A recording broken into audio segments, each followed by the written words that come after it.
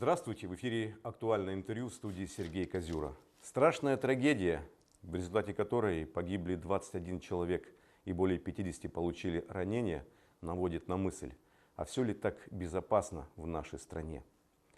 Как обезопасить себя, своих детей и какое психическое здоровье нынешней молодежи? Об этих и других вопросах мы сегодня побеседуем с психологом, заведующей Нерюнгринского филиала Центра социальной психологической поддержки семьи и молодежи Татьяной Саныгиной. Татьяна Николаевна, здравствуйте. Здравствуйте. Скажите, пожалуйста, какая может быть мотивация такого молодого человека, сподвигшего на такое страшное преступление? Чем мотивирован этот поступок с точки зрения психологии прежде всего? Мотив у преступления всегда есть. Более того, это может быть букет мотивов, которые копились в определенный период жизни, даже молодой жизни. И если говорить о мотивации преступления, не всегда она осознанна. Но с 12 лет молодой человек уже критически подходит к выбору своего поведения. И поэтому чаще всего мотивация осознанная и делается выбор на основании своего жизненного опыта, молодой человек принимает решение. Если говорить о мотивах, их много, и если говорить о причинах, то они тоже разнообразны. Причина может быть банальной, начальной, даже нежеланность рождения этого человека на планету Земля родителями. Особенно для мальчиков это, как говорят мои коллеги, очень важно, потому что он будет всю жизнь доказывать значимость своего появления не всегда социально приемлемым способом.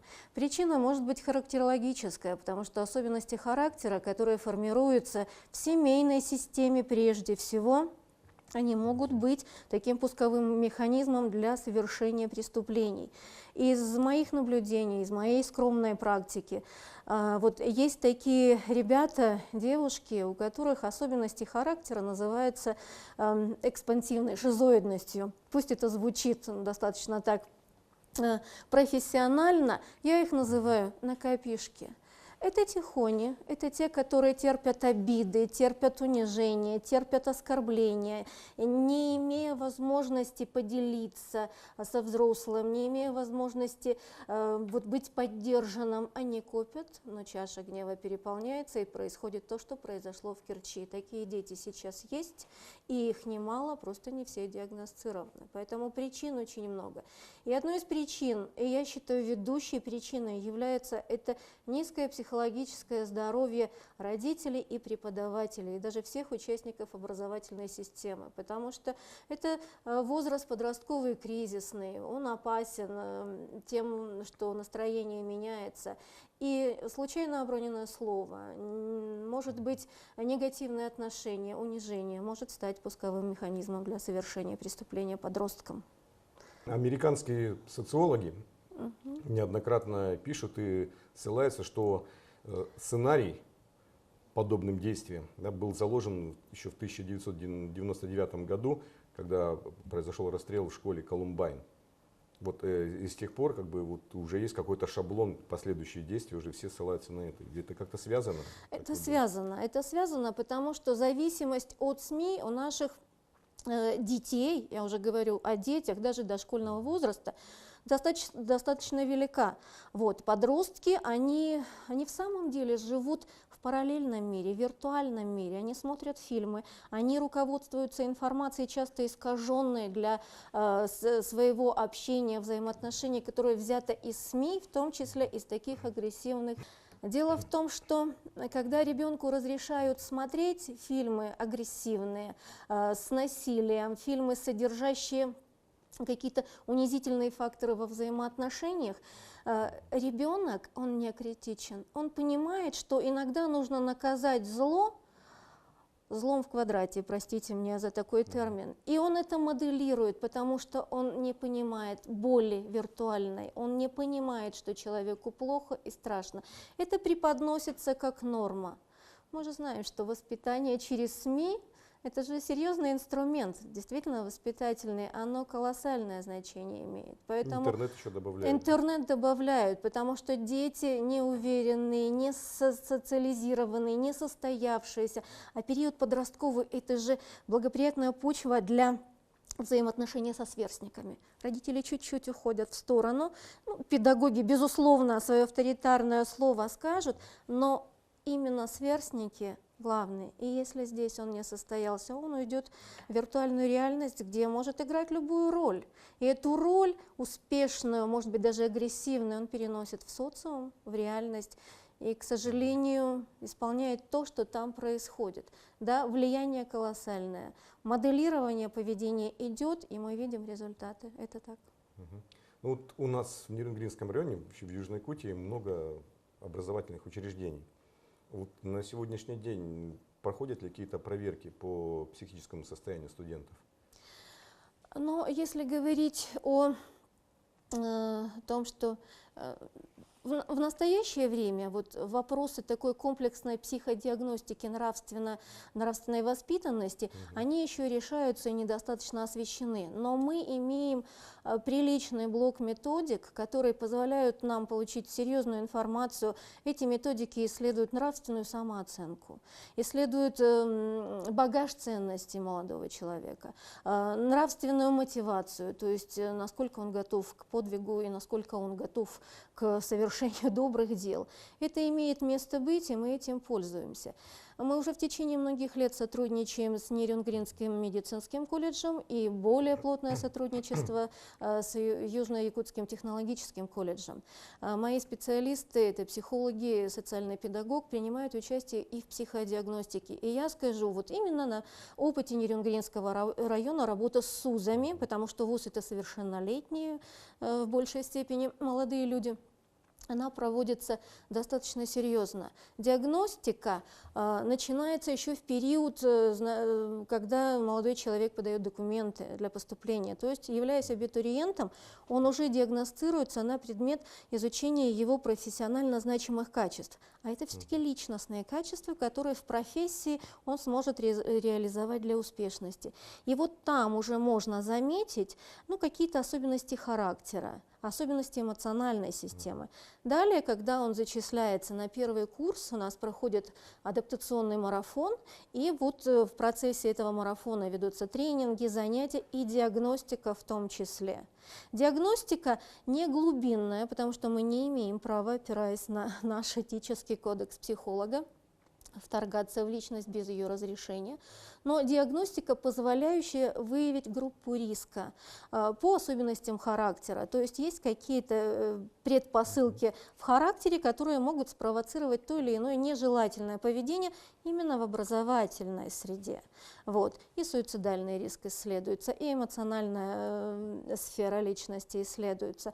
Более того, исследуется социальными педагогами семейная обстановка, особенности семейного воспитания, полная, неполная семья, экономическое благополучие семьи. Это все исследуется, это все обсуждается за круглым столом с целью помочь первокурснику пройти адаптацию благополучно. Но не все готовы принять эту помощь, потому что они приходят из среды, они приходят из семьи, они приходят из школы, и характер здесь уже достаточно сформирован, и поэтому продиагностировать, может ли тот или иной подросток совершить подобное преступление, возможности нет и не будет. Диагностика – это не метод, это только информация к размышлению. Никто вам не скажет, что будет завтра, что сформирует такое поведение. Но работа достаточно глубокая в рамках нашей компетенции, потому что все-таки неприкосновенность личности мы уважаем. Ну вот, к сожалению, такое всегда было, но и до сих пор случается по поводу травли. Всегда находится какой-то изгой в группе. Да, это так. Вот что, как влияет такое вот оскорбительное поведение учащихся? Влияет очень сильно. В нашей психологической среде это называется таким термином, как буллинг, но лучше это русским словом травля. В самом деле это травля, это игнорирование. Это оскорбление, это агрессивное поведение, которое демонстрируется публично. Это имеет место быть. И зарождается оно достаточно рано. В прошлом году мы проводили семинары на базе наших школ для классных руководителей. изучая данный феномен взаимоотношений, чтобы на ранних стадиях предотвратить, потому что начальная школа уже может вырастить и буллеров, и жертв вот этого буллинга, этой травли. Последствия травли, они сопоставимы с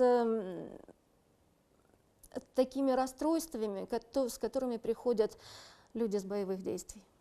Эти травмы не имеют срока давности, они влияют на весь жизненный сценарий.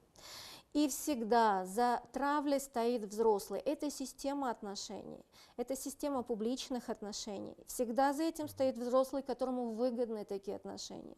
Если это начальная школа, я позволю себе так кратенько, да, приходит ребенок в класс, где учитель после мамы, очень важная персона, неопрятные, грязные, ну, может быть, неподготовленные к школе, рассеянные, ребятишки просто смеются над ним. И учитель говорит: да, ребята, вот так нельзя, вот он грязный, он неопрятный, не садитесь с ним рядом. Вот уже семя буллинга посеяно. Татьяна Николаевна, что должно стать сигналом для родителей, что с их ребенком происходит что-то не так? Ну, в первую очередь, это внешние признаки. Так или иначе, ребенок, переживающий травлю, он будет замкнутым. Чаще всего он дистанцируется, он уходит от прямых вопросов. У него становится другим аппетит. Это может быть либо чрезмерное потребление пищи, либо он не хочет кушать. Вот. Бледность кожных покровов, сон тревожный, вскрикивание во время сна.